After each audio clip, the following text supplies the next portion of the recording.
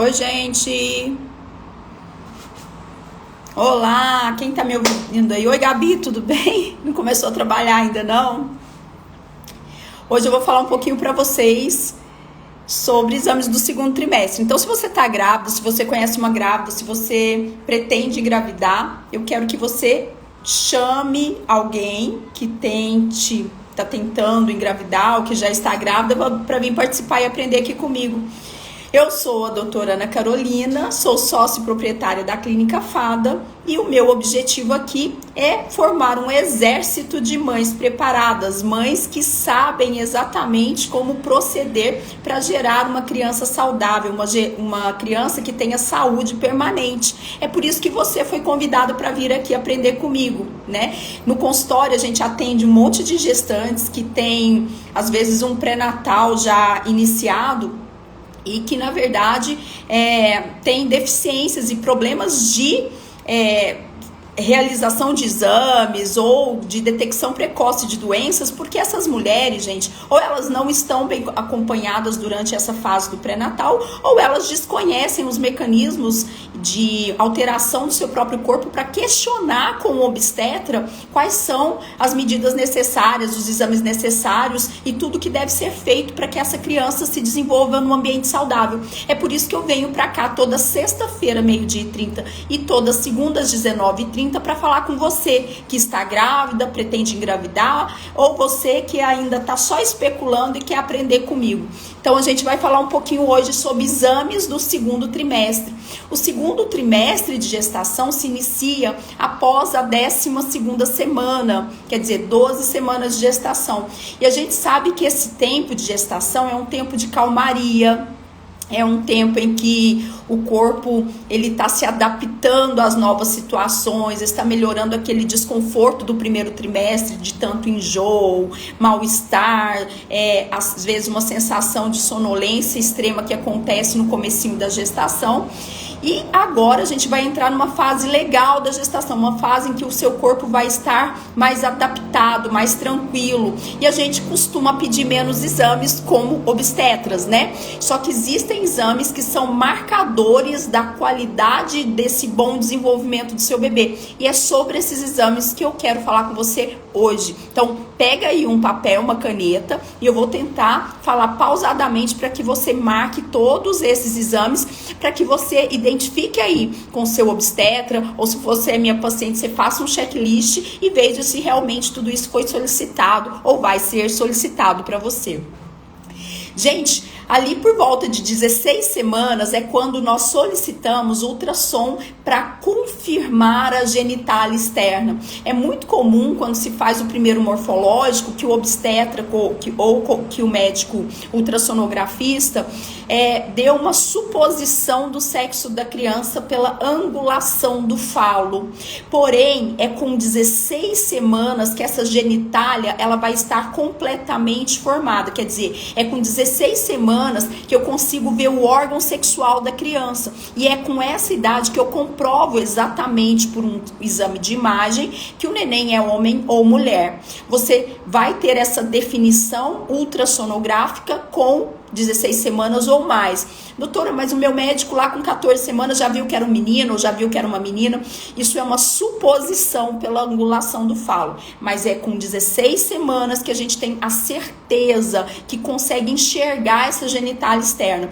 Então, a gente geralmente costuma pedir um ultrassom por volta dessa idade gestacional, para que a família se acalme, para que você programe o tão sonhado chá revelação ou chá de bebê, para contar para todo mundo o que é seu bebê, né? Muita gente consegue também fazer lá no comecinho do primeiro trimestre o exame de sexagem para mostrar qual é o sexo do bebê por via de detecção sanguínea, que é um exame bem fidedigno também. Porém, o ultrassom ele só consegue definir com 16 semanas, gente. E nós temos que entender que por mais que você tenha melhorado todos aqueles aspectos desconfortáveis, de sonolência extrema, enjoo, que é muito comum no primeiro trimestre, agora nessa nova fase de segundo trimestre, existem outras alterações que vão ocorrer.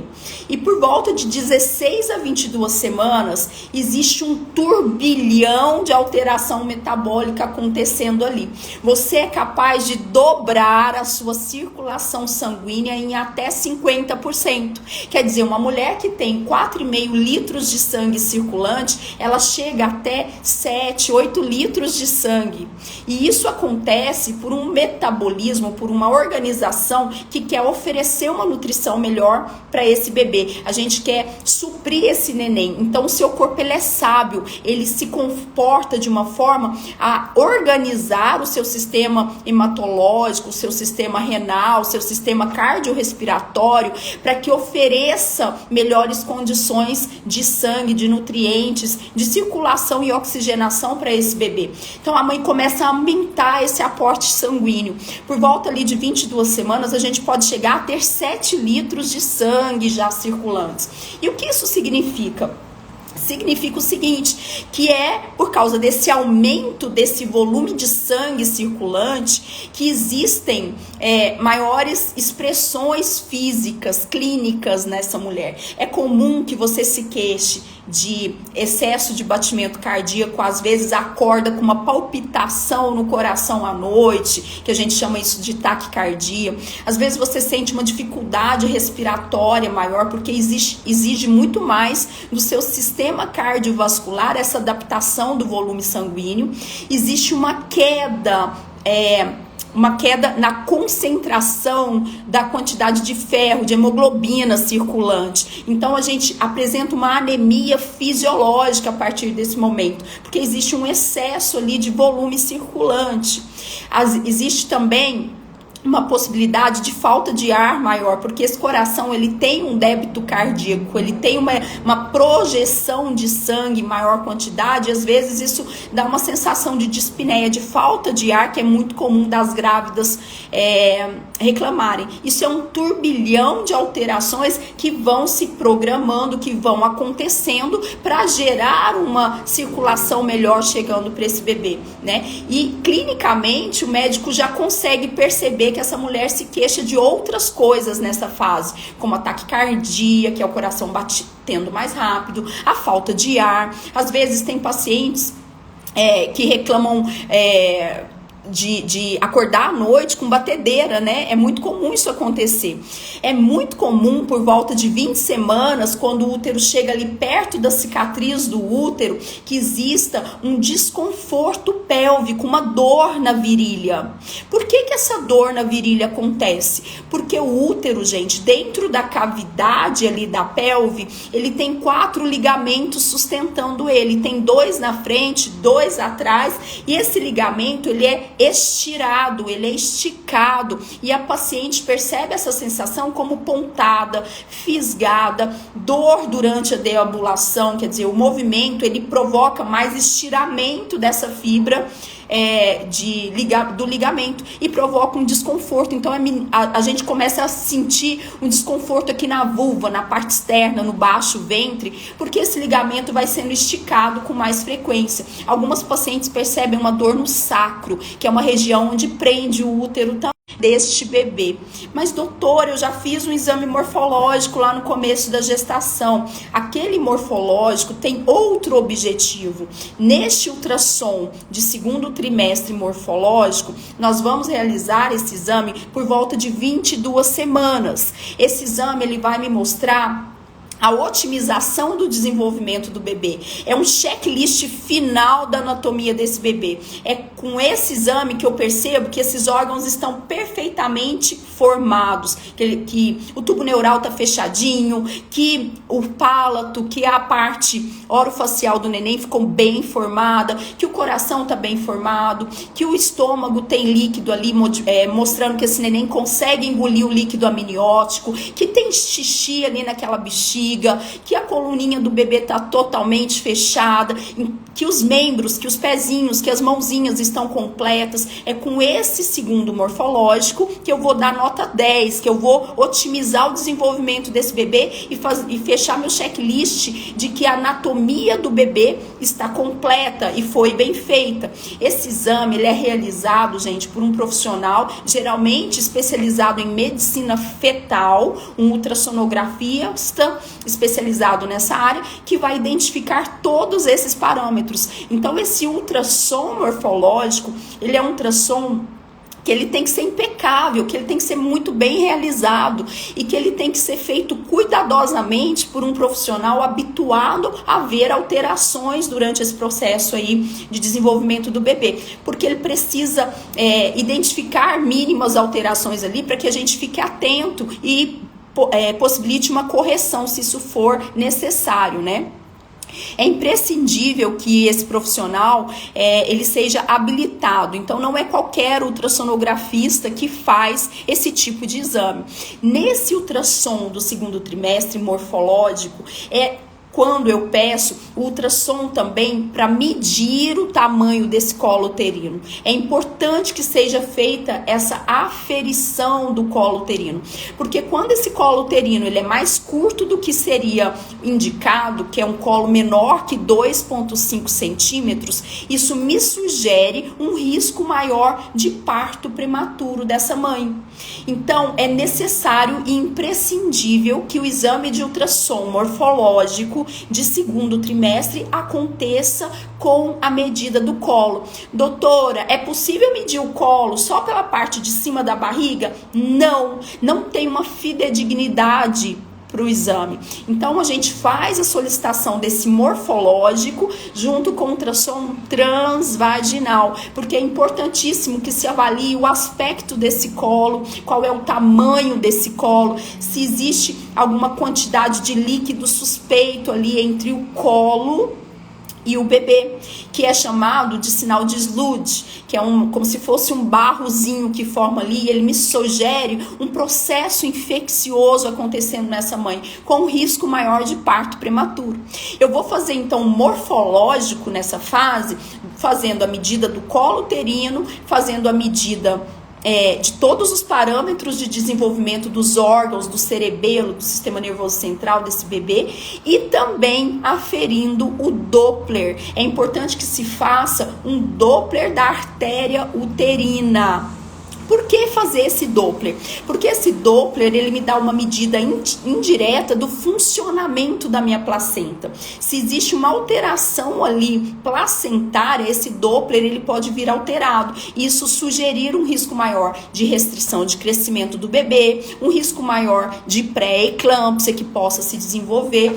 Então, o exame de 22 semanas, que é o morfológico, ele não é um exame único, ele vai ser acompanhado da medida do colo, da medida do Doppler, e me garantir que esses parâmetros tenham seguranças para que eu tenha uma gestação mais tranquila e que eu possa intervir para corrigir algum risco maior que essa mãe possa se desenvolver aí.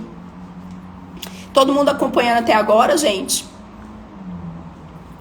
Anatomia fetal, quer dizer, a formação do bebê, ela vai ser visualizada nesse exame de ultrassom, tá? E o Doppler, ele me garante ali que essa placenta, ela tá oxigenando bem o meu bebê, porque se existe uma alteração da pulsatilidade da artéria ali, da artéria uterina, existe uma dificuldade dessa nutrição chegar até o bebê, e esse bebê pode ser submetido a uma deficiência nutricional, uma deficiência de perfusão de oxigênio, e comprometer a saúde do bebê com o transcorrer da gestação. Gente, é muito importante que vocês se certifiquem de fazer esse exame, porque muitas pacientes deixam para iniciar o pré-natal muito tarde, às vezes já perderam o pré-natal, o ultrassom morfológico do primeiro trimestre, e começam o pré-natal depois de 24 semanas. A gente sabe que a gente perde uma janela importante ali para fazer detecção precoce de alterações desse bebê e de doenças possíveis para o desenvolvimento tanto do bebê quanto de patologias para essa mulher. Então é importante que vocês se atentem, chegando ali por volta de 20 a 24 semanas, de realizarem o ultrassom morfológico com Doppler e com medida do colo uterino. Isso tem que ser muito bem especificado pelo seu obstetra, porque às vezes se o obstetra coloca lá só ultrassom morfológico, o ultrassonografista, ele não vai por si só indicar a colocação da sonda vaginal. Então tem que ser uma orientação do obstetra. Se você mora longe, se você mora em algum lugar que não se faz de rotina ultrassom morfológico, talvez você possa se programar nesse intervalo para pedir para os padrinhos do bebê, para o tio, para a avó, para que te deem um aporte para fazer particular esse exame que é de suma importância. É com ele que a gente garante que a anatomia do bebê está perfeita. Não adianta você chegar lá com 30 semanas, com 28 semanas querendo fazer morfológico. Gente, já passou a época. Não vai ser possível a gente otimizar a visualização de todos esses órgãos mais. Então a gente fica muito a desejar com esses parâmetros que são importantes para a aferição. Depois, gente, que a gente realiza esse primeiro aí morfológico, segundo morfológico do segundo trimestre, a gente tem que entrar num estado aí de observação constante e vigilante de como é essa gestante, qual é a qualidade de vida dela, do que ela se alimenta. Por quê? Porque por volta de 24 semanas eu tenho e eu vou pedir um exame que é chamado de teste de tolerância oral da glicose, com 75 gramas de destrozol.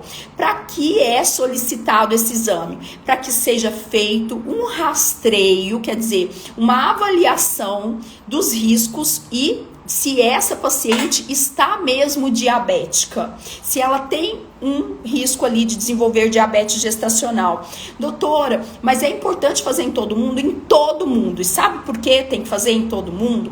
Porque durante a formação ali da placenta, por volta de 24 semanas, ela começa a liberar e a modificar a sinalização de um hormônio que é um hormônio similar ao hormônio de crescimento humano, que é o GH. Esse hormônio é chamado de lactogênio placentário e é nessa fase da gestação que aumenta as sinalizações desse hormônio lactogênio placentário, e esse lactogênio placentário aumenta a resistência insulínica. O que isso quer dizer? Quer dizer que você tolera menos a quantidade de aporte de sangue chegando dentro da célula, que você vai ter uma quantidade maior de glicose circulante. Vejam bem, lá no tempo da caverna, a gente comia muito pouco, né? Hoje a gente é habituado em 2021 a comer demais, a comer coisa industrializada, a ter uma dieta ocidental rica em carboidratos, e a gente sabe que tem um aporte excessivo de glicose, mas lá atrás não era bem assim. Então nosso corpo é sábio, e lá naquela mulher da caverna que não tinha estoque, que não tinha comida, que ela ficava com dificuldade para conseguir o alimento, naquela época o corpo foi muito sábio e ele começou a produzir esse hormônio para facilitar o estoque de glicose para o bebê. Sabe por quê? Porque esse bebê, quando ele tá lá no final da gestação, gente, ele entra num processo lindo, que é o processo de hipertrofia. Ele engorda, ele vira o Arnold Schwarzenegger, ele fica grande. Então, é com essa glicose ali que tá reservada, que essa mulher estocou durante esse processo aí de 24 semanas para frente, que esse bebê consegue crescer, consegue se desenvolver. Ele é um hormônio semelhante ao hormônio de crescimento, ele vai atuar aumentando essa glicose circulante com a função de melhorar o crescimento e o desenvolvimento do bebê, certo? Gente, por que eu tô falando que a gente tem que avaliar muito bem essas gestantes? Porque essas gestantes... Deixa eu tomar um pouco de água.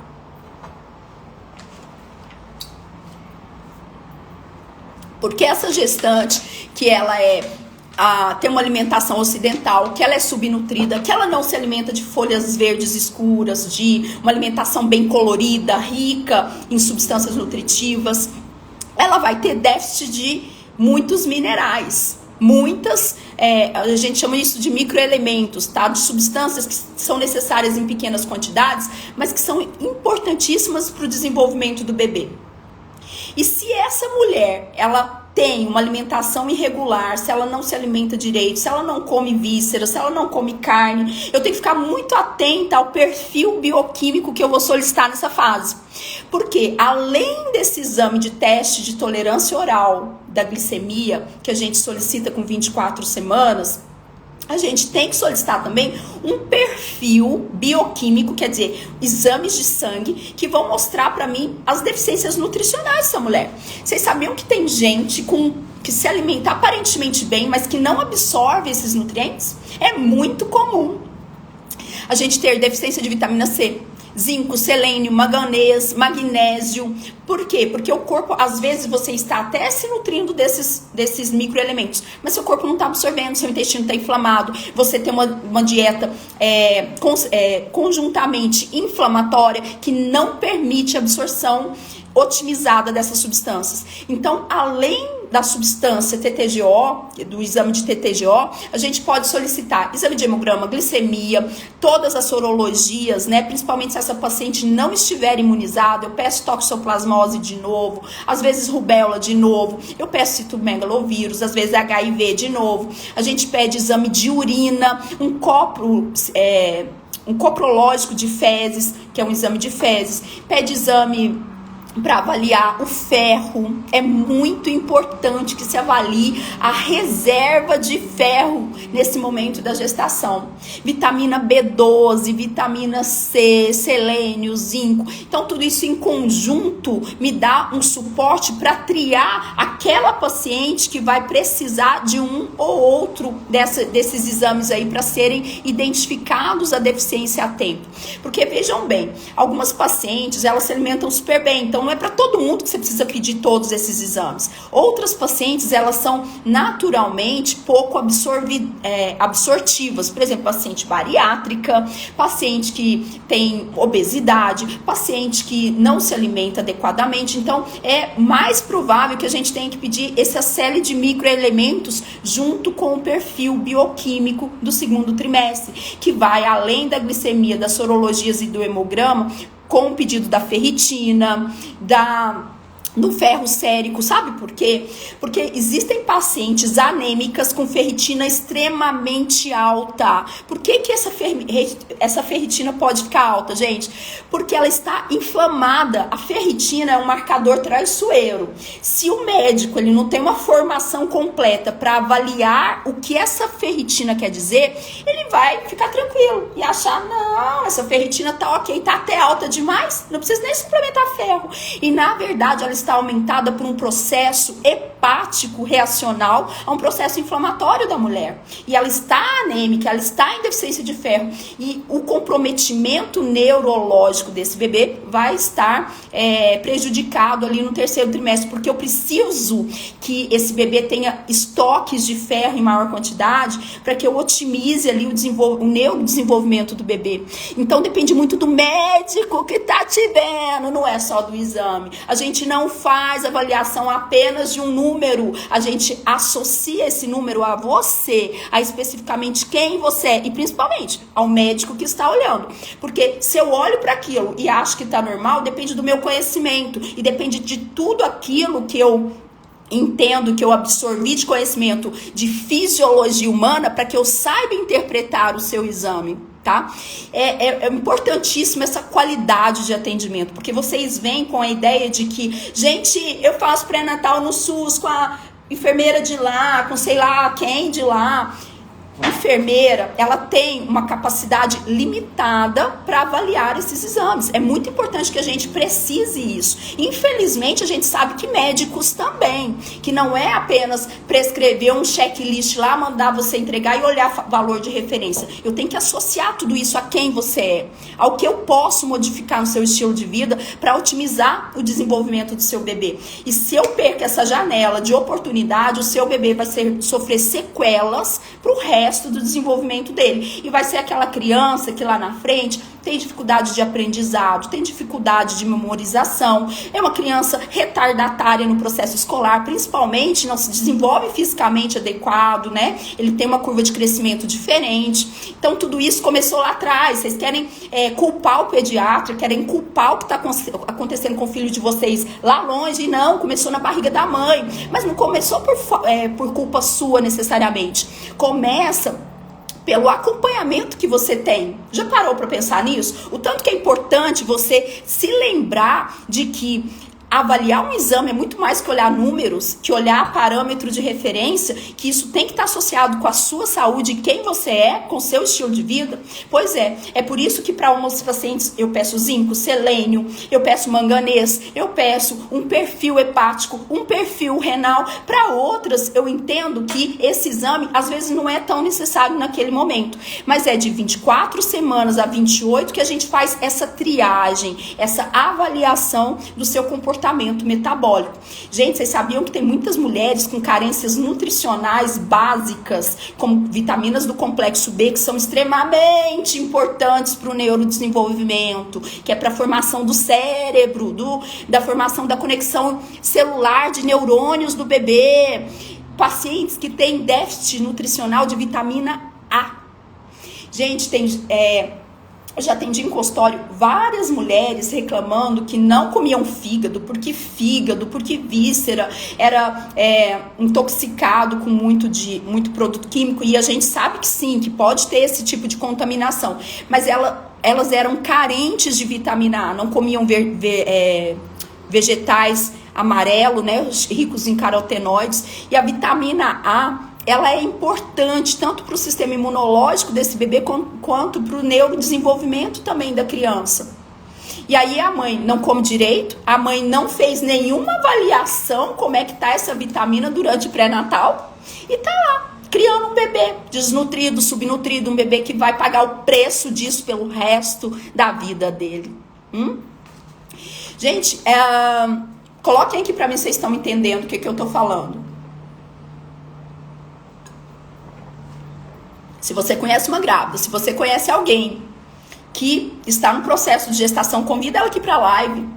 Ela vai aprender muita coisa, porque é com conhecimento que ela vai gerar uma criança com muito mais saúde. É com esse conhecimento aqui que ela consegue formar uma criança saudável. Não é na consulta de pré-natal não, viu? Porque muitas vezes, a consulta de pré-natal, ela vai te confundir ainda mais. Porque, meu médico falou que tá tudo bem, e aí meu neném nasceu com problema, mas por quê? Será que o médico olhou tudo bem? Olhar tudo bem é muito diferente pra mim, pra Maria, pra Joaquina, pra Josefa. Então, a gente tem que priorizar conhecimento. É muito importante que a gente entenda que o nosso bebê, gente, ele tem uma janela de oportunidade, um momento ideal para que a gente gere um ambiente saudável. Passou daquilo, a gente vai ter dificuldade em restituir o que tinha que ter acontecido lá atrás. O teste de tolerância oral da glicose foi uma das perguntas também que eu recebi aqui, depois eu vou compartilhar com vocês. Ele deve ser feito para toda grávida. Não existe essa de que, não tenho risco, tô livre. Não, é toda grávida. E nesse teste, ele é feito da seguinte forma. Você vai no laboratório em jejum. Nesse laboratório, eles vão coletar seu exame de sangue em jejum, medir a glicemia. Durante 10 minutos, eles vão te dar um líquido doce que contém 75 gramas de um açúcar.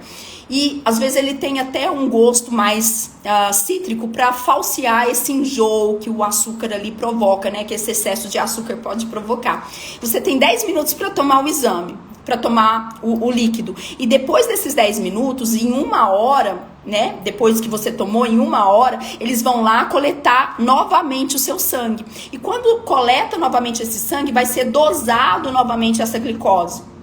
E é com base nessa glicose da primeira hora que a gente, no conjunto, vai fechar ou não um diagnóstico de diabetes mellitus gestacional. Depois de mais 1 hora que você tomou essa dose inicial, a gente vai dosar de novo. Então, você faz a glicemia em jejum, 1 hora depois de ter tomado o líquido, e 2 horas depois de ter tomado o líquido.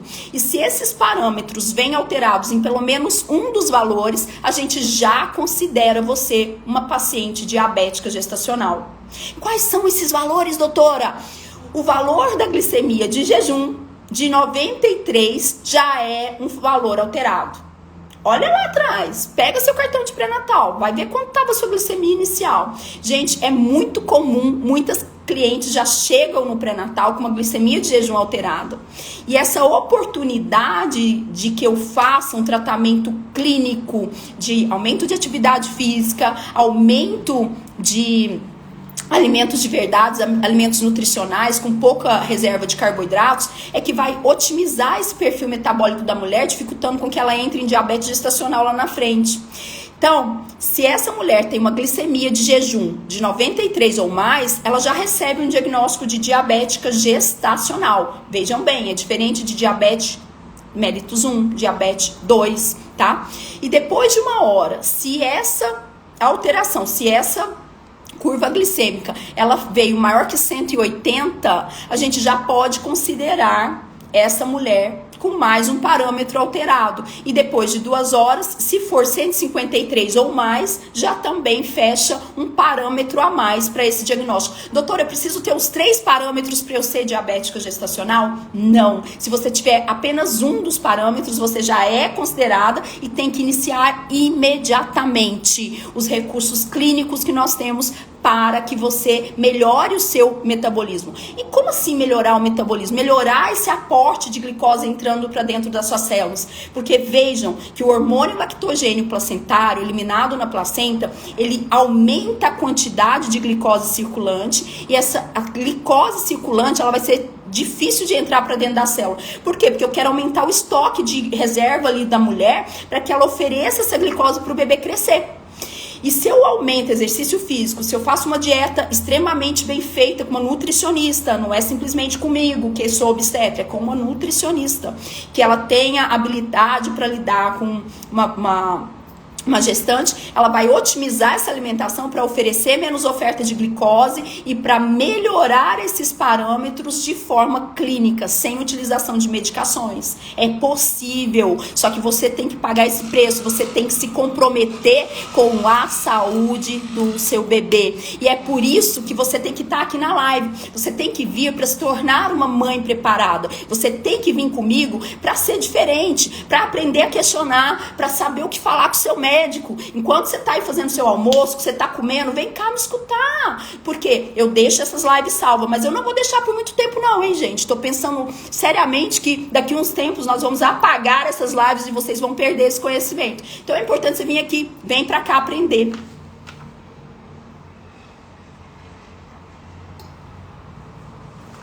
Gente, entendam pra mim que até 28 semanas o bebê chega a ter quase que 1 quilo ali, tá? Até 28 semanas, que é o período de segundo trimestre. Depois desse segundo trimestre, o bebê, ele chega a ganhar 2 quilos, de 28 a 38 semanas, mais ou menos umas 10 semanas ele ganha 2 quilos. Imagina só, o tanto que é a hipertrofia, o tanto que essas células elas se desenvolvem, que elas enchem, né? Porque o desenvolvimento do bebê celular, ele já se multiplicou lá no comecinho. Agora, no final da gestação, esse neném, ele engorda, ele fica bombadão, ele fica saradão. Então, eu preciso que esse metabolismo esteja preparado para oferecer esses nutrientes em melhor quantidade. E existe essa janela de oportunidade. E muita gente chega lá no meu consultório com 32, 34, 20 e querendo que eu acompanhe o pré-natal. Gente, infelizmente, não consigo aceitar mais pacientes de trimestres que já passaram aí, que tá mais avançado na gestação. Por quê? Porque eu tô pegando só as complicações. Claro que eu vou dar uma atenção, que eu vou otimizar o que eu puder fazer, mas o que tinha que ser feito lá atrás, essa mulher não pagou o preço, essa mulher, infelizmente, deixou de fazer.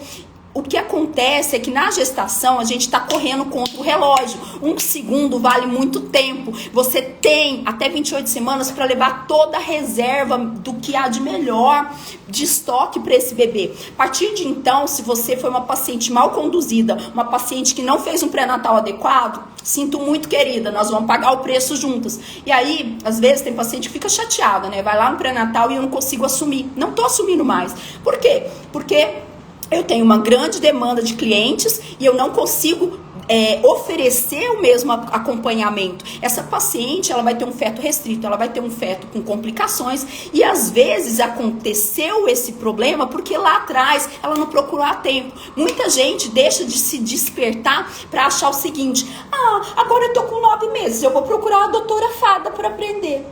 E não é assim, porque tudo começa com a sua conscientização lá no começo e o aprendizado contínuo. Se você vem pra live, se você se programa até mesmo antes de engravidar, você vai estar muito a anos-luz mais preparada que as mulheres que engravidam e não se preparam ou que fazem um acompanhamento pré-natal deficiente.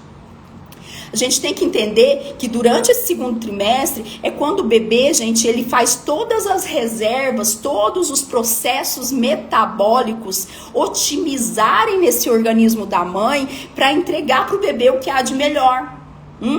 Então, esse bebê, a partir do terceiro trimestre, ele engorda, ele cresce, ele se desenvolve. Porém, se esse segundo trimestre não foi bem conduzido, eu vou ter complicações no desenvolvimento e principalmente no neurodesenvolvimento, no desenvolvimento de cognição desse bebê. Então, a mãe, a partir de 24 semanas, com essa produção exagerada, aí eu falo uma sinalização, né? Não é nenhuma produção, uma sinalização diferenciada desse hormônio lactogênio placentário, ela sinaliza para esse bebê, ela sinaliza para o organismo materno que essas calorias, que tudo tem que se transformar em calorias e nutrição para esse bebê que vai precisar a partir das 28 semanas. E 28 semanas é um marco, gente, para que a gente peça também um outro exame muito importante. Quem sabe, coloca aqui para mim, por favor. Quem sabe qual é o exame que a gente pede por volta de 28 semanas?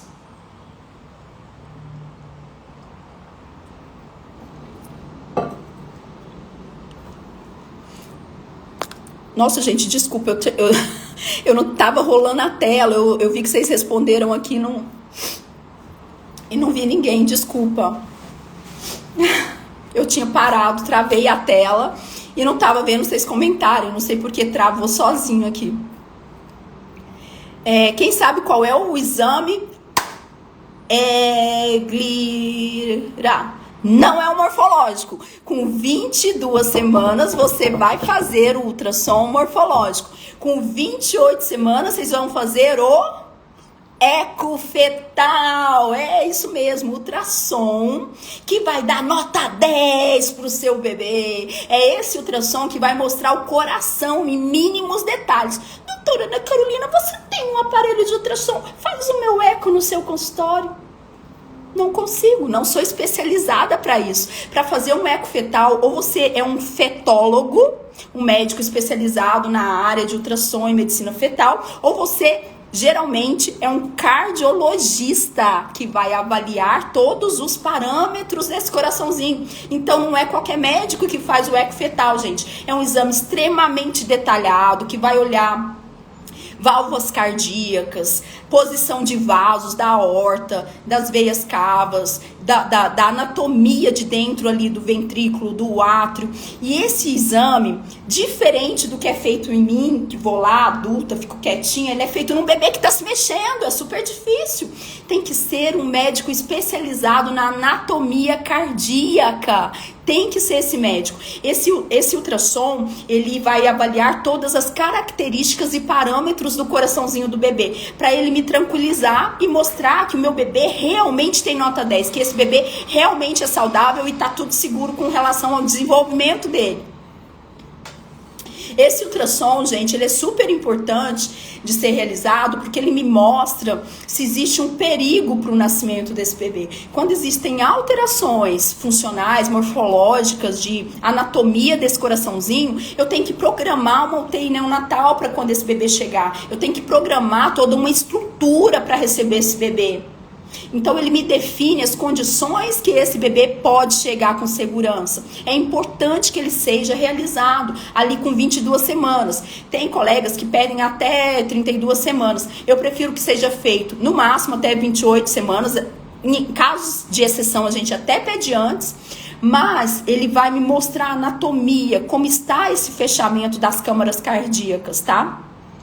E ele é super importante para que a gente feche com nota 10 todos os parâmetros de anatomia desse bebê. É importantíssimo que vocês saibam disso. Doutora, e existe exceção, porque eu conheci pessoas que fizeram o eco com 16 semanas. Sim, existem exceções.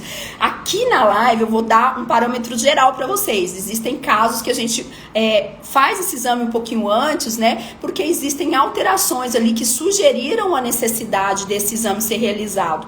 Mas entendam para mim que o golf ball, que é aquela alteração de calcificação das cordoalhas, que é aquelas fibrazinhas que ficam nas câmaras cardíacas ali, nas válvulas cardíacas, isso não é necessariamente uma alteração estrutural do coração. Claro.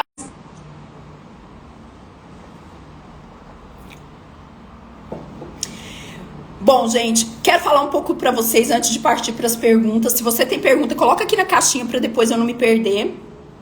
Sim, eu vou te explicar sobre o exame de pré-eclâmpsia também, Rô. Mas coloca ali na caixinha de pergunta que depois eu vou selecionar algumas pra gente falar. No segundo, até 24, 26 semanas, a gente tem um predomínio de células T. Quem são essas tal de células T? São parte do exército de defesa do seu corpo.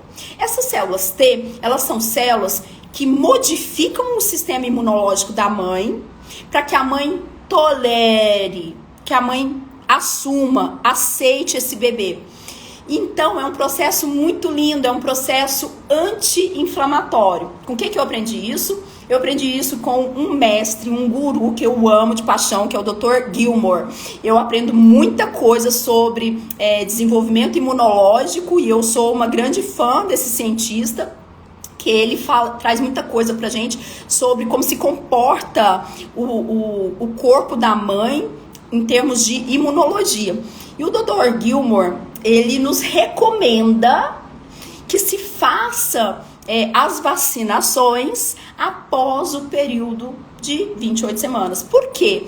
Nesse período aí de 24, 26 semanas, mais ou menos, o bebê ele está num processo anti-inflamatório, como se o seu corpo tivesse com outra modulação de defesa. A partir ali do terceiro trimestre, você já vai iniciando um processo inflamatório. Então, é muito mais fisiológico que eu ofereça, quer dizer, é muito mais natural que eu faça a vacinação dessas mulheres no período após 28 semanas. E por quê? Porque uma vacinação... O que tem a vacinação a ver com tudo isso? A vacinação, gente, ela tem que criar fatores de defesa para o seu corpo. E se eu te vacino ali na época que você não está imunologicamente inflamada, que você está no período de, como se fosse de dormência, mas não é essa a palavra ideal, a gente está indo contra a fisiologia natural do corpo. Então eu sempre explico para as minhas mães que se for possível realizar a vacinação de hepatite B ou de tétano depois dessa fase, vai ser melhor ainda. Uma coisa muito importante que a gente tem que lembrar, gente, é que a gente tem que se preparar para engravidar. E aí, você se preparou? Porque todas as minhas grávidas, todas as mulheres que começam o acompanhamento comigo antes da gestação, eu faço questão de orientar a vacinação de hepatite B, para que isso não seja se perdido durante o pré-natal. Porque chega na hora da vacinação, da gestação, todo mundo quer vacinar tudo, né? Ah, porque eu quero tomar tétano, eu quero tomar gripe, eu quero tomar hepatite. Por que não fez antes? Por que você não fez antes? Então, é um processo que a gente tem que tomar muito cuidado, né? A gente está levando substâncias inflamatórias ali para o seu sistema imunológico. Então, é importante que você tenha essa consciência de que existe um sistema imunológico trabalhando a favor do seu corpo, e quanto mais processos inflamatórios eu te levar, mais eu estou comprometendo essa regulação aí do sistema. O ideal é que se vacine antes mesmo, no período da pré-concepção, né? Para que a gente tenha uma resposta otimizada da vacina. Doutora, só complementando mais um pouco, e a vacina anti-RH? A vacina do anti-RH, que é uma vacina que a gente faz contra o antígeno D, acontece e deve ser feita com 28 semanas, no máximo até umas 32. Mas por que essa fase? A gente escolhe essa fase também colaborando com esse processo inflamatório aí da mãe. A gente só indica essa vacina quando a mãe é RH negativa, não interessa se é A, se é B, se é O, não interessa. E o pai é RH positivo. Então, mãe negativa, pai positivo, pode ser que o bebê seja positivo. Então, como profilaxia, a gente orienta essa vacinação do antígeno D, que é chamado de imunoglobulina anti-D, que é uma vacina anti-RH. E isso evita a sensibilização do bebê, evita que a mãe ataque o corpinho desse bebê e evita que a mãe forme células de memória para atacar uma próxima gestação também. Então é por isso que a gente faz com 28 semanas. Vamos abrir aqui para as perguntas, vamos ver.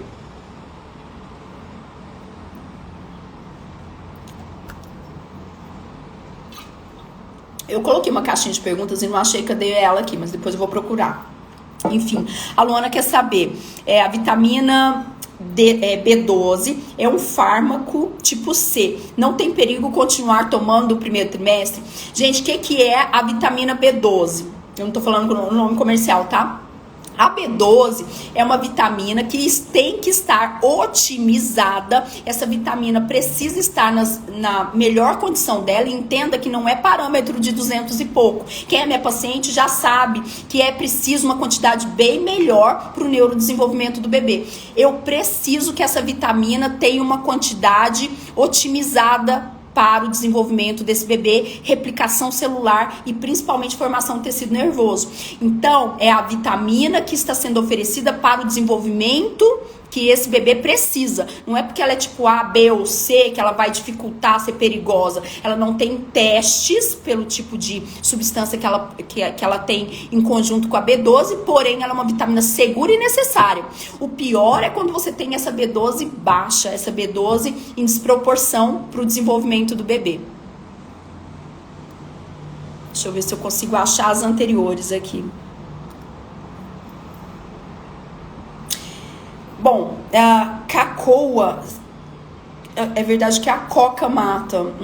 Eu não sei que tipo de coca que você tá falando, gamer, mas olha só, refrigerante, gente, tem que ser eliminado da vida de qualquer ser humano. Refrigerante é lixo industrial, refrigerante faz muito mal para a saúde. Além disso, tem fosfato que diminui o depósito de cálcio nos ossos, tem produtos cancerígenos, tem um excesso de produtos que são corantes, excesso de açúcar, né? Porque tem gente que fala assim, não, vou tomar isso aqui porque ele é zero. Mas, gente, ele é tóxico, ele tem produtos que fazem mal para o desenvolvimento do seu bebê. Você não pode tomar esse tipo de substância durante uma gestação.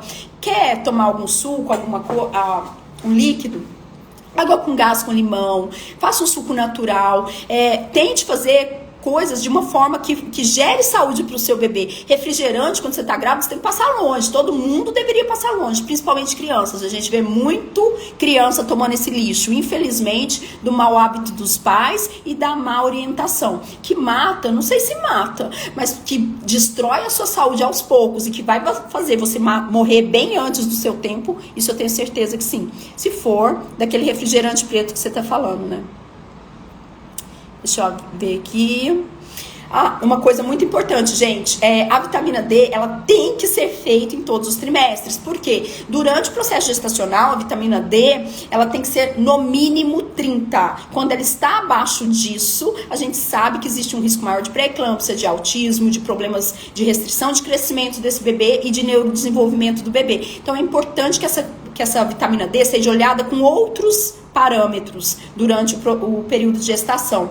Além disso, alguns trabalhos sugerem que a vitamina D otimizada para uma gestante é por volta de 40 a 60 o valor ideal, né, durante esse processo aí de desenvolvimento do bebê. E sobre os exames de pré-eclâmpsia?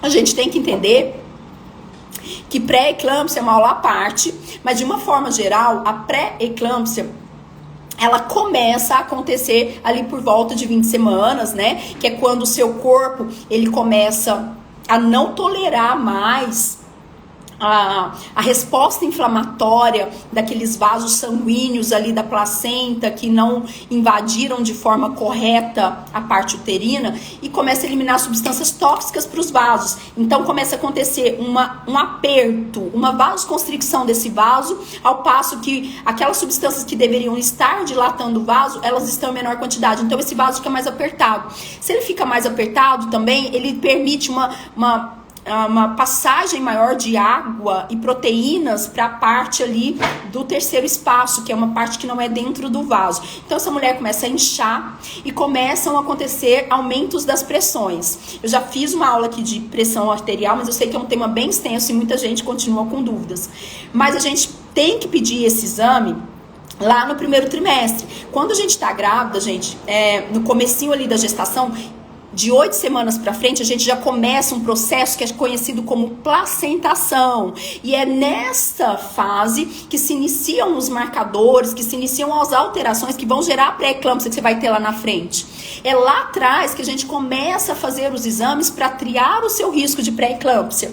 E esse exame, ele pode ser feito já no primeiro morfológico, que ele avalia tanto os parâmetros de aferição da pressão arterial nos 2 braços, medindo 2 vezes em cada braço, medindo seus parâmetros antropométricos, quer dizer, qual é seu tamanho, qual é seu peso, qual é a sua raça, quais são suas características genéticas, né? Se você é negra, você tem um risco maior. Se você teve um mau passado obstétrico, com risco de pré-eclâmpsia na gestação anterior, ou hipertensão, ou familiar comprometido, você também aumenta esse risco. E durante a formação ali, a realização do primeiro morfológico, a gente estratifica esse risco jogando numa tabela para ver o risco maior de você desenvolver ou não a doença de pré-eclâmpsia.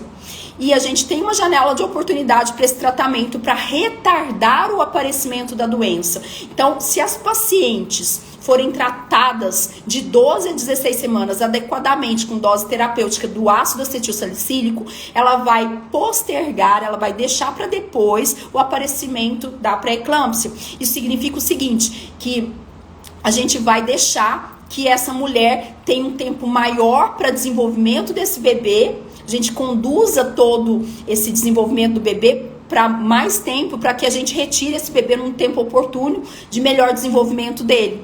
Porque as pacientes que não são tratadas, elas desenvolvem as complicações mais cedo e às vezes é necessário tirar esse bebê antes do tempo. E tirando esse bebê antes do tempo, eu estou complicando a situação clínica de neurodesenvolvimento, de chances de sobrevida desse bebê.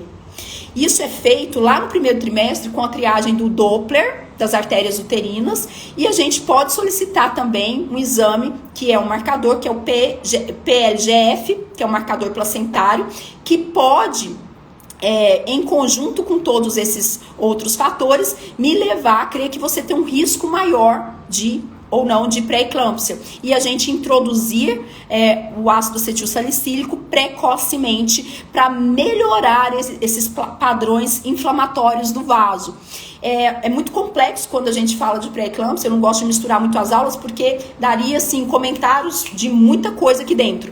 Mas entenda, como você perguntou de vitamina D e pré-eclâmpsia, é necessário que essa vitamina D esteja em doses adequadas, isso não é 30, tá? É bem mais que isso, para que você se proteja do desenvolvimento da doença. Doutora, mas é todo mundo? Claro que todo mundo tem que ter uma vitamina D otimizada, mas não são todas as pacientes com risco aumentado de pré-eclâmpsia. Isso é triado já lá no primeiro trimestre. Quando se faz o segundo morfológico, a gente também observa esses parâmetros de circulação do bebê.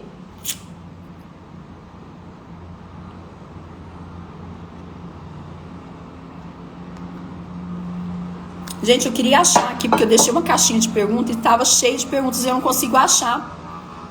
Não consigo achar. E se eu sair daqui para eu ir olhar, é engraçado que eu acho que vai sumir. Enfim, eu recebi perguntas lá, foi da pré-eclâmpsia, a gente já falou um pouco. É que eu recebi tanta coisa que agora eu já me confundi. Se o parâmetro de TTGO, né, o exame de TTGO, uma uma cliente perguntou, falando que esse exame não era pedido para todo mundo, e é pedido para todo mundo, tá, gente? Isso a gente tem que entender, que existe uma fisiologia, uma alteração do corpo da mulher, da grávida, que provoca alteração hormonal, e essa alteração hormonal gera resistência insulínica, que aumenta o risco de diabetes gestacional em todas as gestantes. Se você tá grávida, já é condição necessária e sine qua non para que realize o exame de TTGO. Isso era uma das perguntas lá. Gente, aí foram outras, eu me perdi, eu não consigo achar aqui pra vocês, tá? No terceiro trimestre eu juro que vou tentar fazer uma live sobre isso, mas eu não vou me ater agora, porque eu já extrapolei o tempo e eu quero otimizar aqui também o tempo de vocês.